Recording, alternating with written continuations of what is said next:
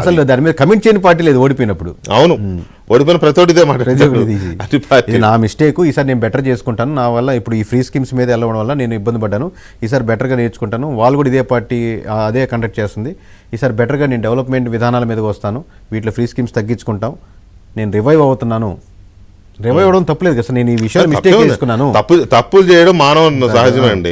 రాజకీయ పార్టీలు కూడా వాళ్ళ మనుషులు నడిపేదే కూడా పొరపాటు జరుగుతాయి, సరిదిద్దుకోవాలి, ప్రజాభిప్రాయాన్ని గౌరవించాలి. వాళ్ళ నానే చెప్పాడు ప్రజల్ని మనం తప్పు పట్టకూడదని అసెంబ్లీలో మాట్లాడాడు ఒకసారి, అది కూడా వాళ్ళు మేము వాడాను దాన్ని బాగా. సో అది సరిదిద్దుకొని నెక్స్ట్ ఎలక్షన్కి మనం ఎలా గేరప్ అవ్వాలి, ప్రజల విశ్వాసాన్ని మళ్ళీ ఎలా తెచ్చుకోవాలనేది ఆలోచించాలి. కానీ ఆడి మీద మాట ఈడి మీద మాట అనేస్తే కదా. అయితే ఇప్పుడు కొంత మనం మళ్ళీ దీంట్లోకి వద్దాము, మీరు చేసిన సర్వేలు వీటిల్లోకి. అసలు ఏ ఫ్యాక్టర్ అండి ఇంత జనంలో రెవల్యూషన్ తీసుకొచ్చినట్టే వచ్చింది? ఇది మామూలుగా వచ్చే ఫలితం కాదు, ఇది ఒక తిరుగుబాటు అంతే కదా. మొత్తానికి మొత్తం సీట్లు వెళ్ళిపోయినాయి అంటే తిరుగుబాటే.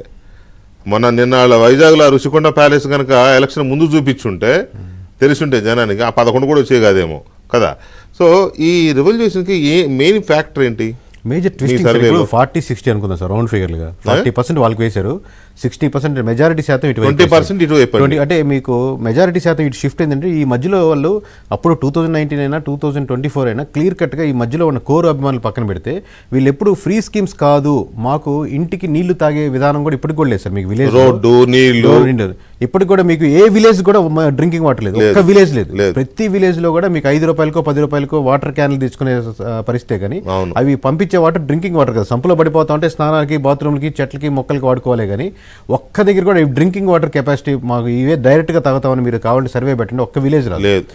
ఇవి కోరుకుంటున్నారు మామూలుగా. ఇప్పుడు సపోజ్ మనం అమెరికానే మాట్లాడుకుంటే అక్కడ బాత్రూమ్ లో అదే ట్యాప్ ఉంటుంది, హాల్లో అదే ట్యాప్ ఉంటుంది, అవే తాగుతారు, అట్లా పట్టుకుని తాగే every drop of water is protective అన్నమాట. మీరు 25 litres 20 litres 10 litre 1 litre water ఇంట్లో మీరు చెప్పేది వంటగదికి తాగే వచ్చి డైరెక్ట్ అన్న వాటర్ సిస్టమ్ లేదు. అన్ని బేసిక్ ఈ నీడ్స్ కోరుకుంటున్నారు. అలాగే బయట చూస్తే కాలువలు, రోడ్లు, ఈ ములిక్ కాలువలు, దోమలు, ఇవి బయటకు వస్తే రోజు కుడుతూ ఉంటాయి.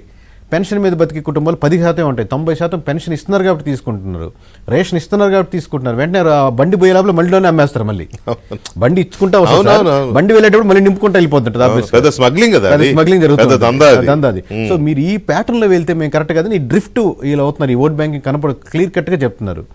అది నవరత్నాలైనా సూపర్ 6లైనా. అంటే డెవలప్మెంట్ ఓరియంటేషన్ ఉన్న ఆ 10% 15% పాపం వీళ్ళని అడిగేది డెవలప్మెంట్ అన్న పెద్ద పదం సార్ మీరు అనేది.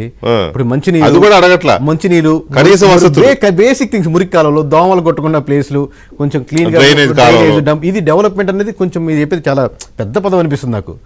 ఎంఎస్సి ఎంటెక్ లాగా వీళ్ళు అడిగేది ఫస్ట్ క్లాస్ సెకండ్ క్లాస్ లోనే అడుగుతున్నారు. కొంచెం స్కూల్కి, గవర్నమెంట్ స్కూల్కి అందరూ కానీ పంపించిన స్కూల్స్ బాగుండాలి, పంపించిన హాస్పిటల్ బాగుండాలి. దాంట్లో బేసిక్ నీడ్స్, గవర్నమెంట్ హాస్పిటల్కి వెళ్ళేదానికి సిద్ధమే, దాంట్లో బేసిక్ కూర్చునేదానికి ఒక వసతి. ఇవి అంటే డెవలప్మెంట్ అన్న పెద్ద పదం కూడా రాదనుకుంటున్నా. ఇది అంటే డెవలప్మెంట్ అంటే ఇవి కూడా డెవలప్మెంట్. మనం ఆ స్థాయిలో ఉన్నాం, మన చిన్నప్పుడు గ్రామాల్లో మట్టి రోడ్లు ఉండి గ్రామాల్లో, ఆ తర్వాత అవి కాస్త గ్రావెల్ రోడ్స్ అయినాయి.